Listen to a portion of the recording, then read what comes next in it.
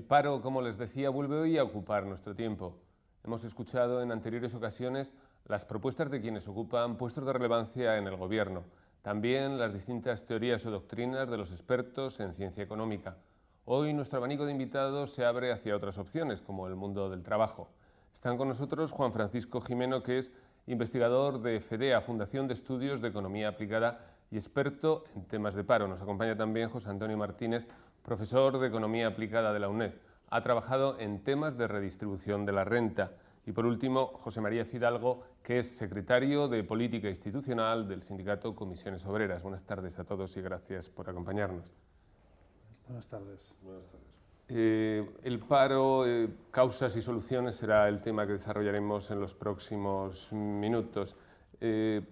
Por abrir fuego, yo les querría preguntar si estamos asistiendo a una determinada fase de agitación y propaganda, es decir, si desde algunos sectores constantemente están sucediéndose declaraciones que nos invitan a convencernos de que las soluciones pasan inevitablemente porque las pague el trabajador, porque haya recortes en los sueldos, recortes en las prestaciones. ¿Puede ser así o es simplemente porque los tiempos están así? Yo creo personalmente que no es tanto agitación y propaganda como un debate abierto en la sociedad porque existe un problema. El problema es que hay exactamente un 22,91% de parados y es un problema gravísimo. Nosotros casi duplicamos la tasa de paro de la media de la Unión Europea, que a su vez duplica la de los Estados Unidos. Entonces, dado que existe un problema muy grave, ahí está abierto un debate y es un poco lo que hay ahora mismo en la sociedad, pero desde luego no es agitación y propaganda. Quizás sí, por parte de algunos, pero no necesariamente. Sí, yo comparto esta idea de José Antonio. Yo creo que el problema del paro en España es un problema, en primer lugar, humano, muy importante. En una economía de mercado, la gente que no puede acceder al mercado pues está excluida en parte de la sociedad. En segundo lugar, es un problema social, porque el paro cuesta dinero. Cuesta dinero en protección social. Y en tercer lugar, es un problema económico. Yo creo que el paro ha traído como consecuencia, además en España, una degradación de la mano de obra. Hay un porcentaje altísimo, de casi un 40% de mano de obra temporal, muy poco vinculada a la empresa, con mucha necesidad de vincularse, con muy poca capacidad de reciclarse, de forma que incluso esa estrategia de abaratar el precio y la calidad de la mano de obra puede incluso convertirse en un problema económico y en un problema antiempresa. Por lo tanto, es un problema real el paro. Como es un problema que tiene soluciones muy complicadas, y de eso tendremos tiempo de hablar, creo que es muy fácil que en todo el espectro de gente que participa en el debate haya algunos que se salgan un poco del campo, ¿no? Y sobre pretexto de decir que tienen soluciones para el paro, quieran solucionar otros problemas o necesidades suyas. Sí, yo también comparto la opinión de que el paro es el principal problema social y económico de los países europeos y en concreto de España. Pienso que también es normal que en una situación como la actual haya un debate abierto sobre el problema del paro y que haya distintas propuestas políticas.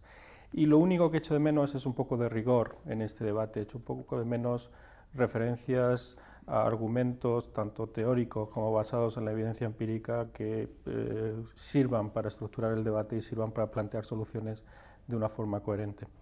Ya, algo que trascienda un poco la simple lucha de intereses entre los agentes sociales, es decir, lo que se observa o lo que yo observo desde mi posición de académico es que muchas veces este debate se contamina con posiciones ideológicas o con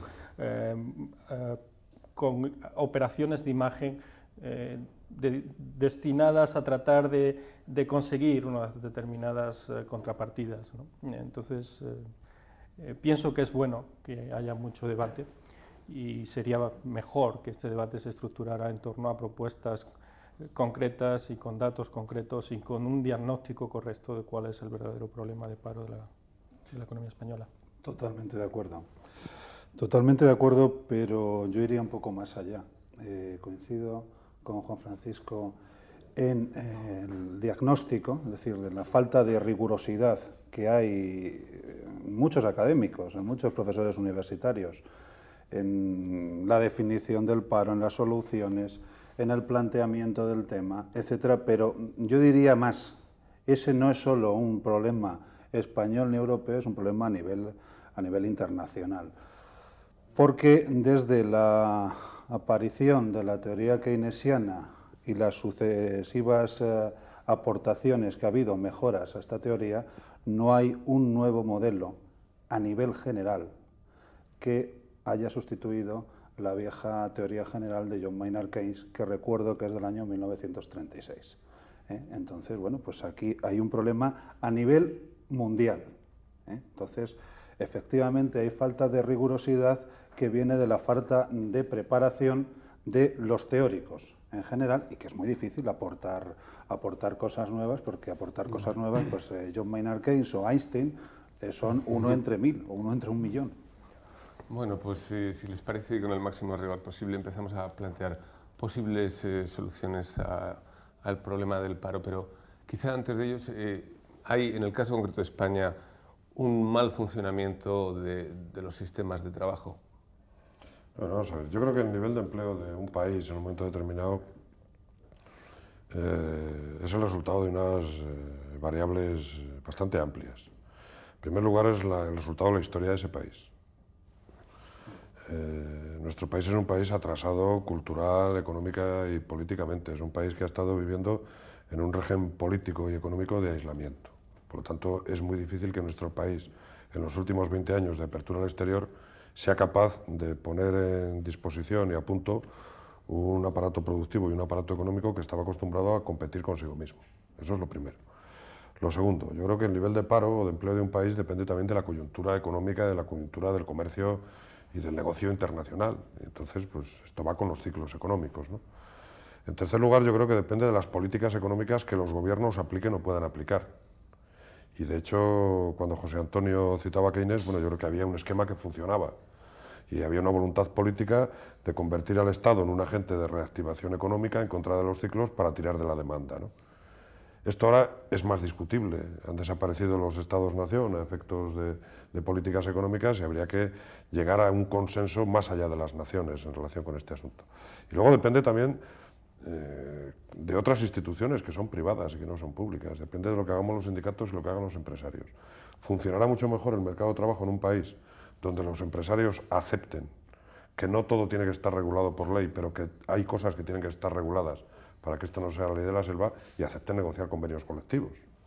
Esto es en lo referido a los contratos, en lo referido a los despidos, en lo referido a la permanencia en el trabajo, a la organización del mismo trabajo en la empresa.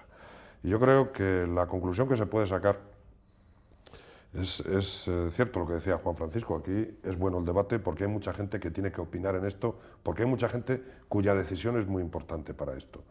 Y esa falta de teoría general, yo creo que tiene que ser suplida por una nueva teoría del consenso. Cuando un problema responde a causas objetivas y a causas subjetivas, esto es, a decisiones públicas, a decisiones privadas y a la suerte, pues yo creo que solo una sinergia de actuaciones públicas y privadas puede abordar seriamente este problema. Pero estamos en la situación en la que estamos, es decir, en un elevado índice de paro en España, porque aquí se han hecho las cosas muy mal, como se planteaba en uno de los programas anteriores. No, yo sí pienso que el mercado de trabajo en España funciona mal y de hecho yo creo que muestra todos los síntomas que puede mostrar un mercado de trabajo que funcione mal. En primer lugar, la tasa de paro es muy alta, pero no solo es muy alta hoy, ha sido muy alta en los últimos 15 años. Como decía José Antonio, estamos en el doble de la media europea y lo hemos estado durante los últimos 20 años, y cuando la economía española creaba empleo, la tasa de paro seguía estando por encima del 15%. En segundo lugar, no solo el paro es muy alto, sino que además está desigualmente repartido. Afecta fundamentalmente a colectivos como el de las mujeres, como el de los jóvenes, como el de trabajadores no cualificados. Afecta también de forma desigual a las regiones, a las distintas comunidades autónomas. Las diferencias de tasas de paro entre las comunidades autónomas son muy altas, llegan a alcanzar 20 puntos, y no solo son muy altas, sino que persisten en el tiempo. Es decir, yo creo que esto es un síntoma, todo esto son síntomas de que hay algo que funciona mal en el mercado de trabajo, de que hay distorsiones, de que hay ineficiencias y que el resultado final es el problema de paro que tenemos. Es también cierto, y estoy de acuerdo con parte de lo que ha dicho José María, en que la regulación del mercado de trabajo y cómo funciona el mercado de trabajo es una condición necesaria o es algo que restringe los resultados macroeconómicos de un país, pero no es la única condición para resolver el problema del paro. Es decir, conseguir una regulación del mercado de trabajo eficaz, que sea eficiente, que no introduzca distorsiones en el funcionamiento del mercado de trabajo, es una condición necesaria, pero no es suficiente para resolver el problema. Vamos, si les parece, al análisis. ¿Por qué funciona mal el mercado de trabajo? ¿Y por qué es verdad que los subsidios de desempleo con periodos largos, como ha existido en España durante mucho tiempo, han desincentivado el trabajo, como se ha dicho? Son dos cosas las que has comentado. Vamos a ver, en cuanto al mercado de trabajo. Vamos a suponer un mercado de trabajo ideal. Y el mercado de trabajo ideal sería aquel en que los representantes de los trabajadores y los representantes de los empresarios dijeran: vamos a hacer funcionar bien nuestras relaciones para crear todo el empleo posible. Entonces, ese es el mercado de trabajo ideal, según mi criterio. ¿Qué podrían hacer sindicatos y empresarios en esa mesa? Pues intentar convertir la productividad de los trabajadores realmente ocupados en más empleo. Esto es, por ejemplo, los sindicatos tendríamos que renunciar a parte de los salarios para que esa parte de los salarios al menos se convirtiera en empleo. Y el empresario tendría que renunciar a una parte de los beneficios para que esa parte de los beneficios se convirtiera en empleo. Yo creo que en España, por parte de los trabajadores, se están teniendo políticas salariales más bien moderadas. Por parte de los empresarios yo no tengo tan claro que las tasas de inversión se correspondan en sus niveles de crecimiento o de decrecimiento en su evolución con las tasas de beneficios. Yo creo que hay un problema evidentemente de cultura en las relaciones laborales y asumo autocríticamente determinadas culturas sindicales. Pero a cambio se me tiene que asumir que el problema fundamental para crear empleo es la capacidad de un empresario de convertir parte del excedente en inversión productiva. Y eso funcionará mejor con un buen mercado de trabajo. Y el mejor mercado de trabajo para mí es el de las relaciones laborales, incluso mejor que la normativa. Pero tiene que partir de una cultura de que el empleo tiene que ser un objetivo. Y otra cosa es decir, esta cultura se puede fomentar. Yo creo que hay que hacer culturas que fomenten esto y coerciones que eviten lo contrario. Hay que premiar al que invierta en crear puestos de trabajo y hay que castigar al que invierta en otras cosas. Coincido totalmente. Y digo más, si no se sigue por ese camino del consenso, de la concertación social, del diálogo social, nos vamos a plantar en el año 2000 aproximadamente con un 26% de paro. Si la situación es grave ahora, y esto no es ninguna broma, va a ser más grave después. Entonces, la rigurosidad que planteaba Juan Francisco, pues es eso. Vamos a ser serios y rigurosos porque el problema es un problema para todos, pero sobre todo para los que están en el paro y sobre todo para los parados de larga duración, porque es que es un tema que hay que vivirlo, hay que sufrirlo y es un problema humano, pero aparte va a afectar a la macroeconomía de nuestro país. Es decir, si estamos hablando de criterios de convergencia, de déficit público, vamos a empezar a ser serios y rigurosos y atacando el problema. Lo que estimula la economía española en estos momentos es generar empleo neto. Y a partir de ahí intentamos ajustar el resto de las variables. Pero yo creo que hay que empezar hablando precisamente por el tema del paro. Y ese escenario que plantea el profesor Martínez de principios de siglo con un 25% de paro, ¿la cohesión social de un país lo puede resistir? Bueno, lo que ha pasado en España es que las altas tasas de paro se han sostenido fundamentalmente mediante dos mecanismos. Uno, los mecanismos de protección social, a través de una cada vez mayor cobertura del estado del bienestar, y en segundo lugar, a través de la estructura familiar, a través del soporte que proporcionan las familias, porque, como decía antes, la mayor parte de los trabajadores parados son lo que se llama segundos miembros en lo que se refiere a generación de renta dentro de la familia. Esto no significa que el problema no sea grave, que se haya podido sostener en los últimos 15 años no significa que el problema no sea grave, significa que hay mecanismos sociales que permiten mantener la situación y que permiten que la gente pueda seguir viviendo de forma digna, pero el problema del paro tiene otros costes sociales y otros costes económicos muy importantes. Ahora mismo hay toda una generación de gente joven que se ha formado mucho y bien y que no encuentra empleo, y esto es un despilfarro de capital humano impresionante. Pero antes de seguir con eso, yo quería discrepar ligeramente de lo que se ha dicho antes sobre la relación que hay entre beneficios e inversión. Es cierto que en la economía española la tasa de beneficios es relativamente alta. Cuando se hacen comparaciones internacionales, la tasa de beneficios en España hoy es posiblemente de las más altas de la OCDE. Y eso es bueno. Y eso es bueno. Y eso es hoy, después de un proceso de recuperación de las tasas de beneficio que tuvo lugar durante toda la década de los 80, después de que a finales de los 70 estuviéramos en una situación contraria, donde las tasas de beneficio eran demasiado bajas y entonces se entendía por qué no había inversión. Lo que yo creo que tenemos que preguntarnos es por qué en la situación actual, con unas tasas de beneficio altas, la inversión, la formación bruta de capital fijo no ocurre a ritmos mayores. Y yo creo que esto tiene que ver básicamente con dos elementos. Las tasas de beneficio son altas, pero los tipos de interés reales también son altos. Y en segundo lugar, hay mucha incertidumbre en la economía española. Hay incertidumbre sobre cómo son las relaciones laborales, cómo van a ser, sobre qué va a pasar con la convergencia en Europa, etcétera, etcétera. Y yo creo que la pregunta clave es ¿por qué con tasas de beneficio tan altas en España se invierte menos? Una respuesta fácil es decir, bueno, es que los empresarios españoles son de una calaña inferior a la de otros empresarios, pero yo creo que esa es una respuesta fácil, yo creo que eso no es la razón. Yo creo que para empezar a avanzar en este tipo de preguntas, tendríamos que pensar que posiblemente lo que pasa en España es que la rentabilidad de la inversión es muy incierta y esto tiene que ver con problemas de sistema fiscal, de funcionamiento del mercado de trabajo, del marco de relaciones laborales, que al final hace que los empresarios no estén seguros de cuál va a ser la rentabilidad de la inversión y por tanto no realizan. Sí, le ha faltado tiempo a José María Fidalgo para decir eso es bueno cuando usted se ha referido al dato de que en España las tasas de beneficio son muy elevadas. Eso es lógico. O sea, evidentemente, si un país crece y aumenta la tasa de beneficio de una empresa, eso es bueno porque eso teóricamente debería augurar un buen futuro para el empleo y por ende para la cohesión social y para la mejor distribución de la riqueza, que es vía trabajo.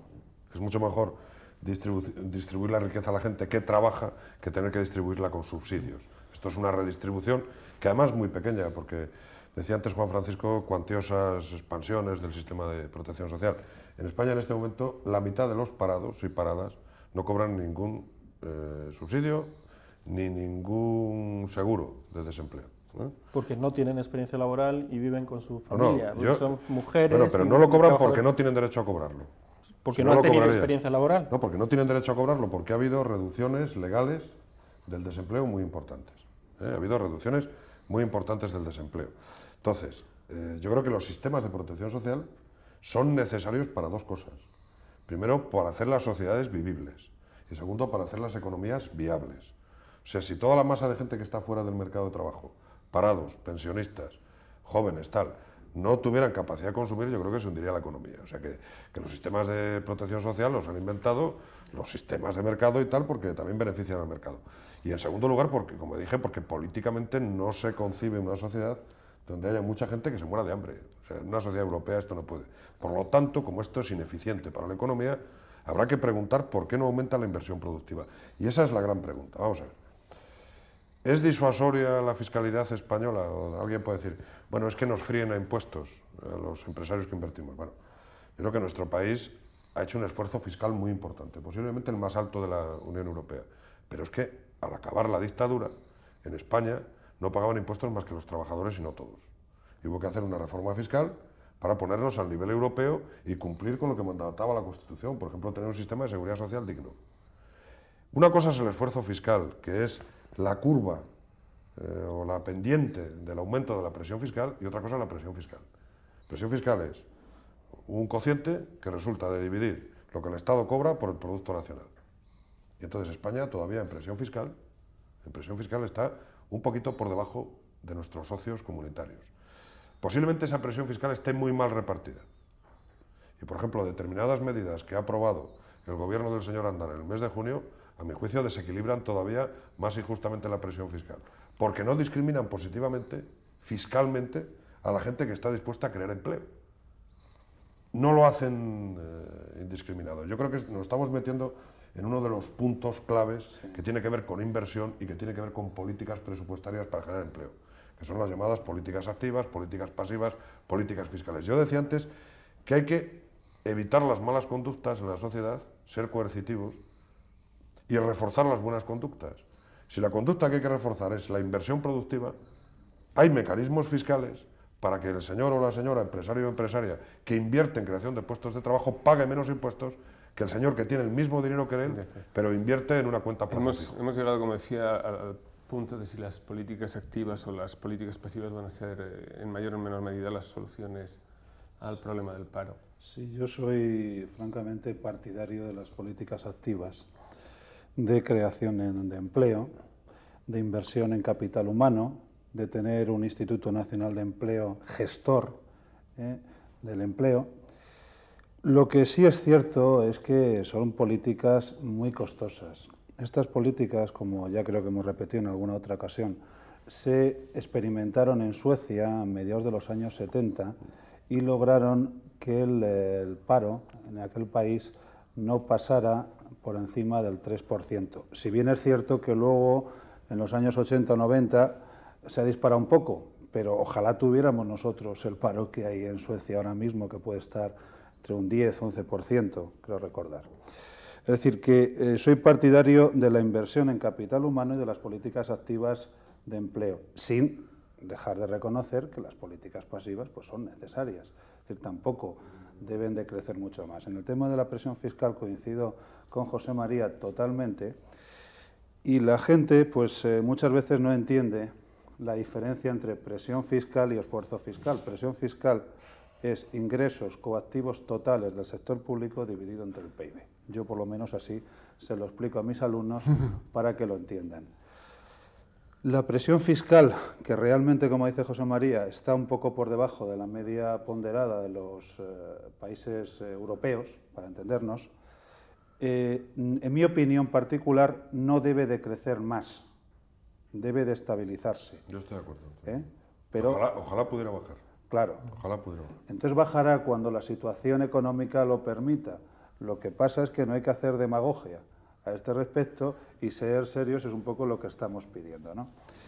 Y aparte de todo eso, incidir un poco en que si lo fundamental, lo que nos vamos a dedicar es a la lucha contra el paro, después tenemos otro problema, que es el tema del déficit y el tema de la deuda, pero simplemente aplicando, tampoco hay que quebrarse mucho los cascos, aplicando una cierta dosis de seriedad, solo nos faltan, me parece, 2,8 puntos porcentuales para llegar al 3%. La inflación se puede controlar y la deuda, pues simplemente se puede bajar un par de puntos o algo así. No tengo aquí los datos, pero bueno, más o menos. Pero hay ahí un problema de prioridades, es decir, el gobierno dice que la convergencia con Maastricht es una prioridad y el paro no es uno de los factores de convergencia. Entonces, ¿cuál debe ser la prioridad de la sociedad española? ¿Cuáles deben ser y en qué medida están interrelacionadas? Yo creo que el problema del paro es lo suficientemente grave como para dedicarle más atención de lo que se ha dedicado en los últimos años. La entrada en la Unión Europea tiene sus ventajas, pero también tiene sus costes, sobre todo si esta entrada se produce con un mercado de trabajo que funciona mal, con un sector público que no es eficiente, y pretender en esas condiciones convivir con países con una moneda única que son mucho más productivos y más competitivos puede generar muchos problemas. Entonces, yo creo que es cierto que la sociedad española demanda un cierto grado de cohesión social y que en Europa no se entiende que haya gente que no pueda vivir dignamente. Como por ejemplo el caso contrario es Estados Unidos, donde el paro es muy bajo, pero hay gente que vive francamente mal, incluso con empleo en Estados Unidos se puede vivir mal. Pero el reto de la política económica en España en general es conseguir ese grado de cohesión social de una forma eficiente, es decir, sin los costes que ha tenido generar el estado de bienestar en los últimos 10 o 15 años. Es decir, ese grado de cohesión social se puede alcanzar haciendo las cosas bien y por tanto con un coste pequeño, o se puede alcanzar haciendo las cosas mal y con problemas graves tanto de paro como de déficit, etc. Yo estoy absolutamente de acuerdo con lo que has dicho, Juan Francisco. O sea, y además porque yo creo que no hay ninguna contradicción en el discurso que hemos hecho tú y yo. O sea, yo creo que es compatible perfectamente el mantenimiento de un nivel de déficit público aceptable con el mantenimiento de un estado de bienestar aceptable e incluso de políticas activas y políticas fiscales que incidan positivamente en el empleo. Y yo creo que hay una interrelación fuerte entre la entrada de España en la Unión Europea y el problema del mercado, de la competitividad de las empresas. Yo creo que van a ser también las empresas las que van a tener que buscar mecanismos de competitividad cuando estén en la moneda única. Y no solo vamos a tener que ser los trabajadores los que cedamos determinadas cosas, lo digo claramente. Si no, no sería posible que una economía como la alemana, con costes laborales unitarios más altos que la española, fuera competitiva en la Unión Europea, porque la especie esa que circula de que es que competimos con terceros países, el sudeste asiático y tal, es mentira. El 80% de los bienes y de los productos que se consumen en la Unión Europea los fabricamos los europeos, los daneses, los españoles, tal. Todo el mundo tendrá que hacer ese aprendizaje. Y por último, decir una cosa en cuanto al déficit público y a los objetivos de la Unión Europea. Yo creo que para una unión monetaria los 4 objetivos que se marcan de convergencia son impecables. Otra cosa es que por encima de la unión monetaria hay que intentar una unión económica y una unión social. En todo caso, la lógica indica que no es bueno tener déficit público, y eso lo quiero decir bien alto, porque el déficit público al final los pagamos los que pagamos los impuestos. Dicho de otra forma, en este momento en la renta nacional el 70% de la base impositiva, o el 70 y tantos, creo que viene de las rentas del trabajo. Y además con una base impositiva muy agrupada en torno a determinadas rentas, y esto es malo. Pero también hay que decir una cosa, para contestar a determinados discursos que hoy afortunadamente no he oído en esta tertulia. Cuando se dice que hay que acabar con el déficit público porque no hay ninguna empresa que funcione bien con deudas, hay que decir que el Estado no es una empresa. Que una empresa gasta porque tiene que ganar y que recuperar. Digamos que una empresa gasta porque tiene que incrementar su cartera, su negocio. Sin embargo, un Estado ingresa porque tiene que gastar. Y por lo tanto, así como la lógica de una empresa es el saneamiento, la lógica de un Estado es el gasto. Eso sí, tiene que gastar lo que sea capaz de poder buenamente ingresar. Y por lo tanto yo creo que en nuestro país, que ya estamos muy curados de experimentos, sabemos que hemos llegado tarde a la construcción del estado del bienestar, que hemos llegado tarde a una economía abierta y que tenemos que hacer compatibles la entrada en la Unión Europea con la mayor cohesión social posible, porque en cierto modo, pues hombre, nuestra generación actual no es responsable de nuestra historia. Y yo creo que tenemos ese reto, yo creo que son compatibles. Pero quizá la generación actual será responsable ante las nuevas generaciones de ese futuro que heredan sin demasiadas o con escasas sobre todo si esperanzas laborales. Si el déficit es alto. Sí, el problema es que cuando uno tiene un déficit público, uno va acumulando deuda pública. Y si esa acumulación de deuda pública es excesiva, pues alguien en el futuro la tiene que pagar. O la tenemos que pagar con impuestos más altos, o la tenemos que pagar con inflación más alta, o la tienen que pagar nuestros hijos. Por tanto... en relación con esto, tú sabes que hay países europeos que se han puesto como ejemplo para muchas cosas, como es Bélgica o como es incluso Italia y tal, que nos triplican en volumen de deuda pública. Nosotros tenemos un volumen de deuda pública que excede en 6 o 7 puntos lo que se exige, y sin embargo en Bélgica es cierto que la deuda están en cifras de 3 dígitos. No, pero ahora, no pensemos... me gusta tener todos los años que pagar 3,5 billones de pesetas, igual que en la asistencia sanitaria, al servicio de la deuda. Pensemos un momento, y perdona José Antonio, es cierto que en Bélgica el porcentaje de deuda pública con respecto al PIB supera el 120%, en Italia también están por ese orden de magnitud, y es cierto que en España supera ligeramente el 60%.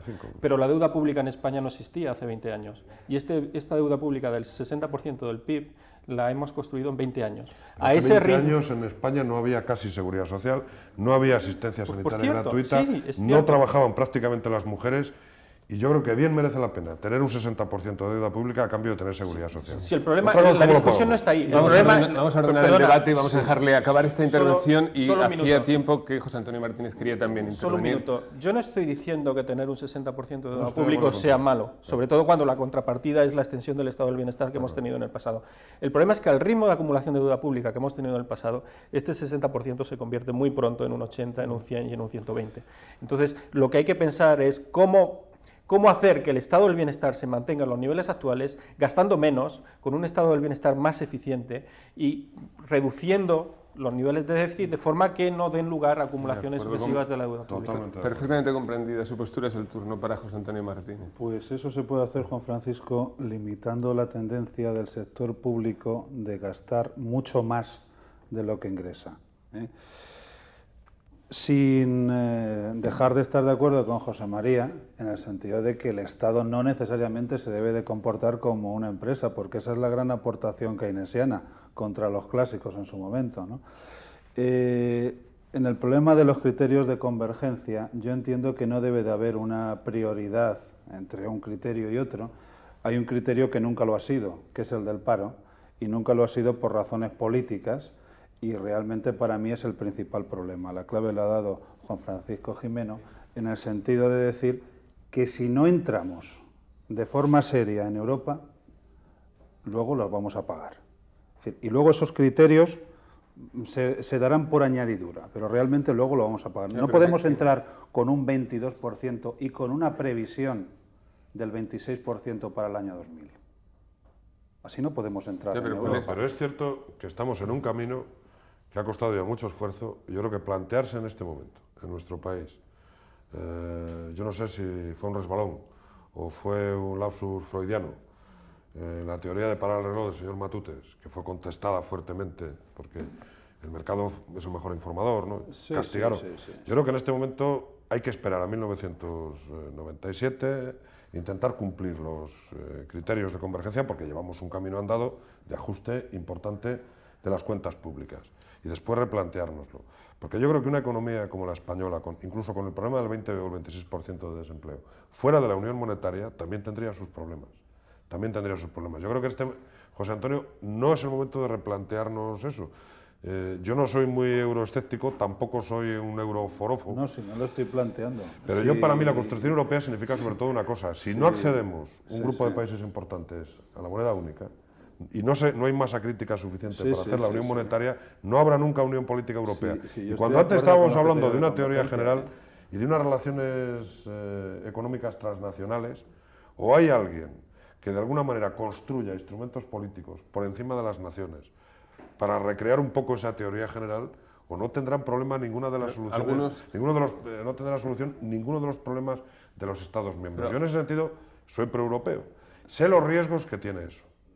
Pero como tampoco me creo que tuviéramos gobernantes que, aunque no hubiera Unión Europea, dilapidaran en políticas activas para generar empleo los fondos del Estado, pues soy bastante escéptico más en relación con los euroscépticos. Hay algunos informes, especialmente aquellos que circulan de manera confidencial, que ya plantean el escenario de una España que no ha conseguido alcanzar esos criterios de convergencia, ante los que se muestran... Yo, Ignacio, voy a hacer una declaración de fe para que quede clara mi postura. Creo que es sumamente fácil cumplir los criterios de convergencia. Yo no soy tan optimista, ¿Eh? sobre todo en un Sumamente escenario fácil. de crecimiento tan bajo como el que hemos tenido en los últimos años. O sea, me lo ha creciendo al quitado- 2% es muy difícil. Me lo ha quitado de la boca y precisamente el otro día tuvimos un debate, José María y yo, sobre este mismo tema.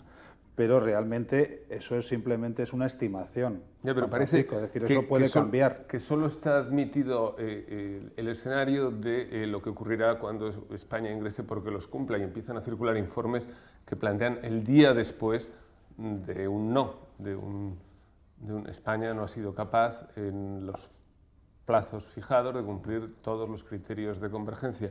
¿Cuál sería un poco ese escenario? Que habría otros países que tampoco los cumplirían, por ejemplo. Entonces, que se tendría que llegar a un acuerdo, esto es complicado decirlo así, porque me ha salido del alma, pero que habría que llegar a un acuerdo y que al final se entraría. Yo creo que en relación, por ejemplo, con el paro, yo no soy economista y por lo tanto no soy capaz de construir un escenario completo, pero tengo una intuición. y es que en relación con el paro el problema se agravaría.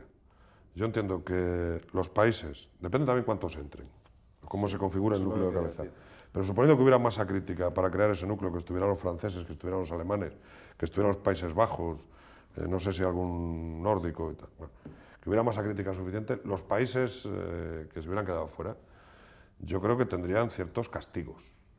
Por ejemplo, posiblemente tuvieran que subir sus tipos de interés. Tendrían menos liquidez. O sea, yo creo que en un primer momento los países que se quedasen fuera tendrían problemas en relación con la inversión, en relación con el empleo, en relación con los fondos, con los tipos de interés, etcétera, etcétera. Con eso no estoy diciendo que debamos trabajar sobre un escenario o sobre otro. Para el tema que aquí nos trae, que es el problema del empleo, yo creo que hay que trabajar como si fuéramos a entrar, porque hay margen. Y la prueba de que hay margen es que antes yo he citado unas medidas, las primeras tomadas por el gobierno del señor Aznar en el mes de junio, desfiscalizando determinadas rentas, diciendo que hombre, el problema del déficit no debe ser tan acuciante cuando se permite al Estado perdonar anualmente al menos 200, 300 mil millones de impuestos que el primer año van a ser menos porque tienen que pagar un peaje determinadas gentes que quieran privilegiarse de la actualización de balances. Entonces, yo creo que es posible cuadrar las cosas. ¿Cómo es posible que se predique tanto en contra del déficit público y se permitan operaciones de desfiscalización diciendo que esto es bueno para la economía? Yo creo que no hay que ponerse nerviosos.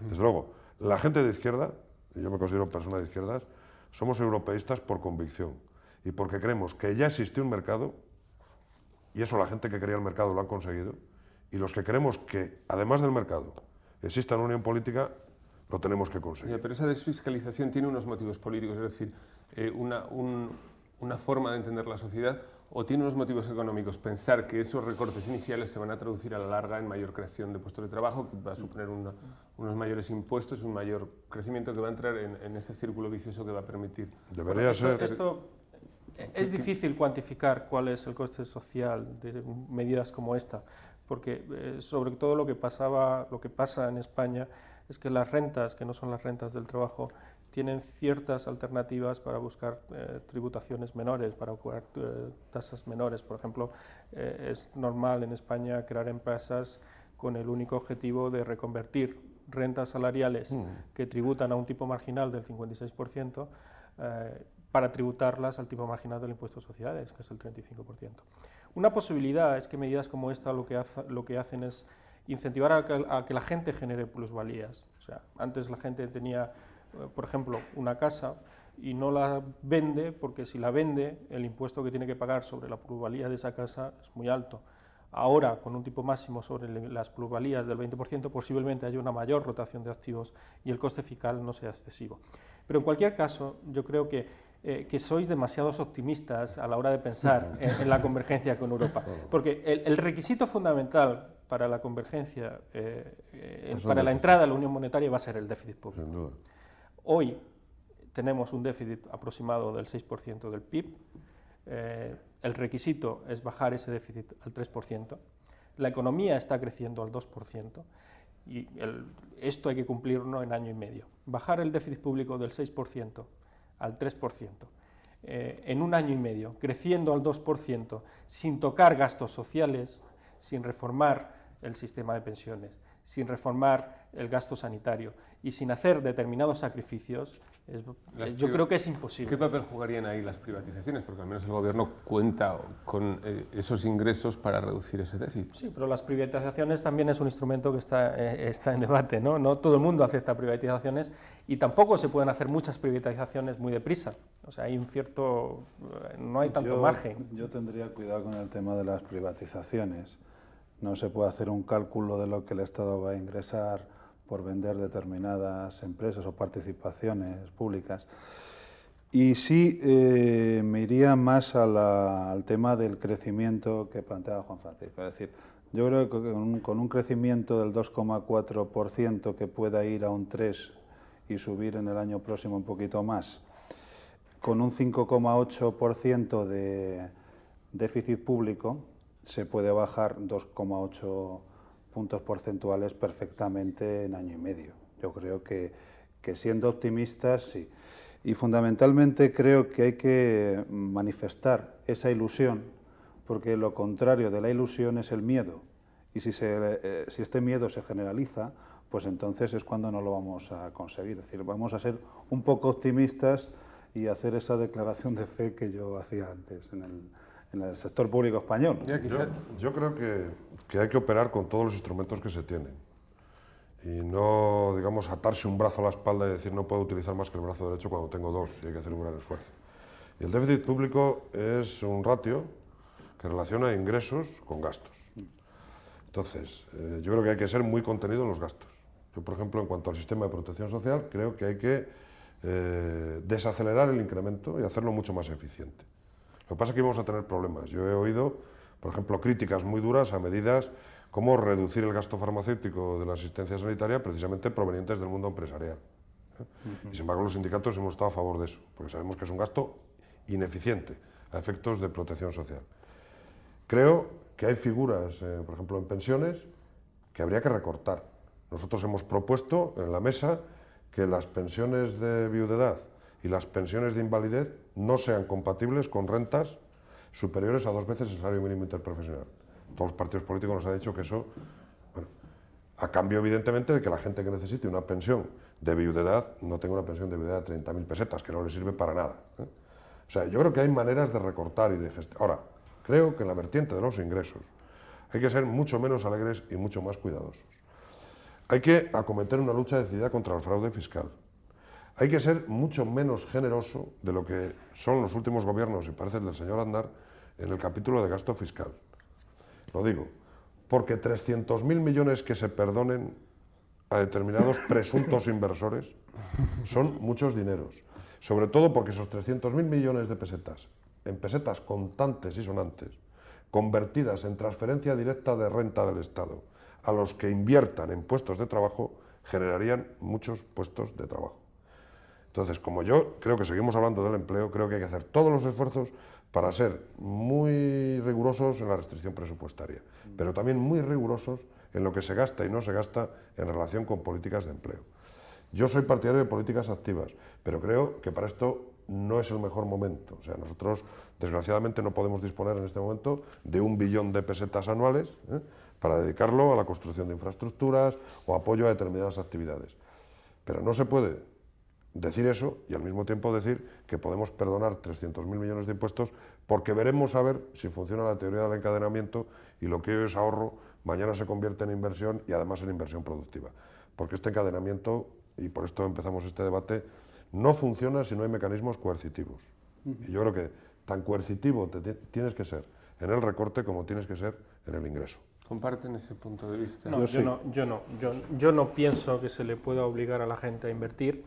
Ni a vivir sin seguro de paro, ni a vivir sin seguro de paro, que es mucho más duro. Sí.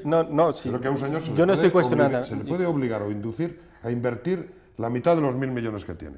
Y eso es menos coercitivo que obligarle a un parado, una parada, como no hay dinero, a vivir sin seguro de paro. La inversión es productiva y genera puestos de trabajo permanentes cuando hay una oportunidad de inversión. Claro.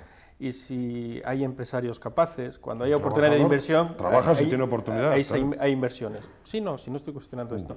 Pero decir que la solución es obligar a la gente que tiene recursos a crear puestos de trabajo, pues si esos puestos de trabajo no son permanentes, no he dicho es eso. muy difícil. No he dicho eso, yo sé que la economía planificada no funciona. Yo nunca he sido comunista. Bueno, ahora, pues entonces... yo tampoco soy tonto. O sea, yo sé que la economía planificada no funciona, pero sé que existe la planificación de la gente en relación con su futuro personal. Y existen planificaciones colectivas, y de hecho el presupuesto es una planificación. Y de hecho la campaña de Hacienda está planificada. Entonces, yo lo que digo es que hay que elegir mecanismos coercitivos para que no se desvíe el gasto, pero para que se ingrese lo que se debe ingresar y para que se invierta en empleo lo que se puede invertir. Porque si no, yo creo que no va a funcionar nunca el consenso social necesario.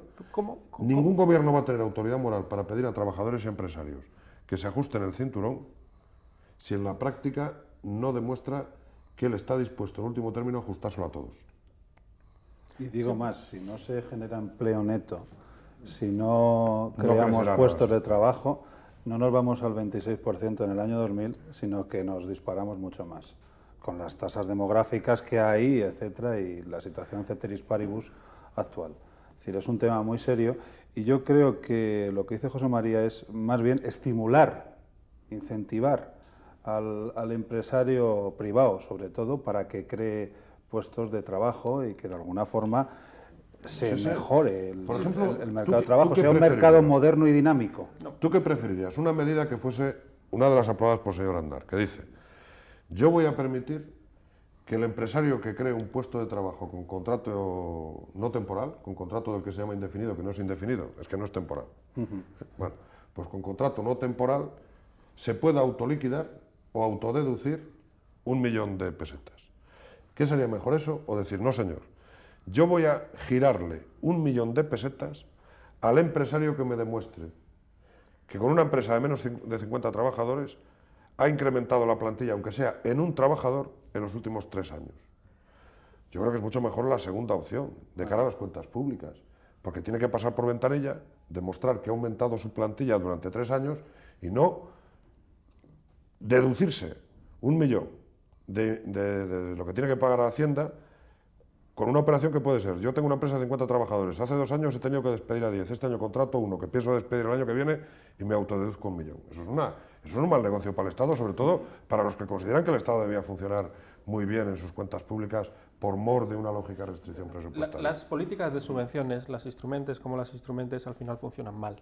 O sea, tanto la primera alternativa que tú planteabas como la segunda tiene problemas graves. O sea, que según tú no hay políticas presupuestarias de estímulo a la inversión posibles. No, lo que yo estoy diciendo es que las políticas de Entonces subvenciones, las políticas de subvenciones, tanto por razones de evidencia empírica, viendo lo que ha pasado recientemente, tanto por razones teóricas, no generan tanto empleo como tú piensas. No, sí, no he dicho que genere mucho empleo. Digo que por lo menos no se dilapidan los caudales públicos. Demos la oportunidad de que se explique. No generan tanto empleo porque, al fin y al cabo, las subvenciones, el Estado no consigue este 1 millón de pesetas gratis, el Estado lo consigue recaudando impuestos sobre alguien más. Entonces, las políticas de subvenciones se basan en un principio muy curioso, que es recaudar impuestos de las empresas que son productivas y que generan empleo. Y de los trabajadores que trabajan. Y de los trabajadores que trabajan, para pagar a aquellas empresas que no son tan productivas, que no generan tanto empleo y que emplean trabajadores en puestos de trabajo donde las perspectivas de futuro no son muy bollantes, ¿no? Entonces, es un principio curioso. Por otra parte, hay un problema que a mí me parece serio de economía política, y es que cuando hay subvenciones hay lugar para la corrupción. Y entonces, un problema que ha sido grave en este país. Y que lo sigue siendo. Y que posiblemente lo sigue siendo. Sí, no lo sé. no nos hemos referido no solo a la corrupción, al fraude en todas estas políticas y en las...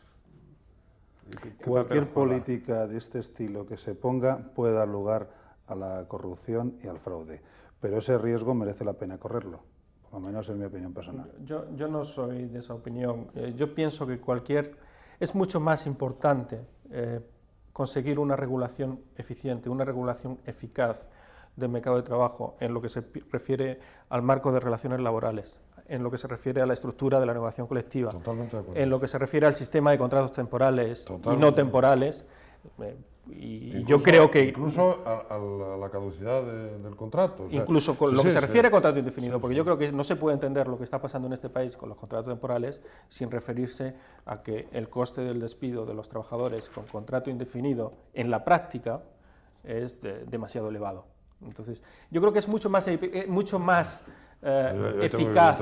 es mucho más eficaz avanzar por estas vías que utilizar políticas activas o políticas de subvenciones que la evidencia demuestra que no son eficaces y que crean posiblemente más problemas de los que resuelven. En Suecia no se demostró así. En Suecia las políticas activas funcionaron durante los años 70, cuando la tasa de paro era el 5%, y las políticas activas de mercado de trabajo, las políticas de gestión de empleo y de formación profesional, eran muy eficaces para controlar a los trabajadores y para dirigirlos desde el paro a los puestos de trabajo vacantes. Pero en cuanto el paro aumentó al 10%, las políticas activas han dejado de ser eficaces. Siguen estando en el 10%, y te vuelvo a repetir, ojalá tuviéramos ese nivel de paro. Yo ni en el mejor de mis sueños lo veo. Yo en relación con el precio del despido en España creo que en esto también hay que ser rigurosos. En España hay despidos que son más baratos que algunos despidos europeos y hay despidos que son más caros que otros despidos europeos. Ahora, en España ahora se está apuntando a una modalidad de despido, que es el llamado despido improcedente. El despido improcedente es aquel despido que no está objetivizado como despido justo. Y entonces yo creo que en todas las legislaciones tiene que haber un castigo al empresario que sin causas justificadas despida a un trabajador. Pues, Pero también tiene que haber un mecanismo eficaz para determinar qué despido es justo y cuál no es justo. En este momento lo deciden los jueces, que son Tenemos- por otra parte Y no tan funciona nada bien. De acuerdo, Es que tenemos si no que vale la justicia, dejar aquí no este funciona debate nada bien. porque nuestro tiempo se ha acabado ya. Gracias a Juan Francisco Jimeno, a José Antonio Martínez y a José María Fidalgo. Decirles a ustedes que este programa, como ocurre siempre cuando no se realiza en directo estos debates, se graban íntegros y se emiten sin interrupción.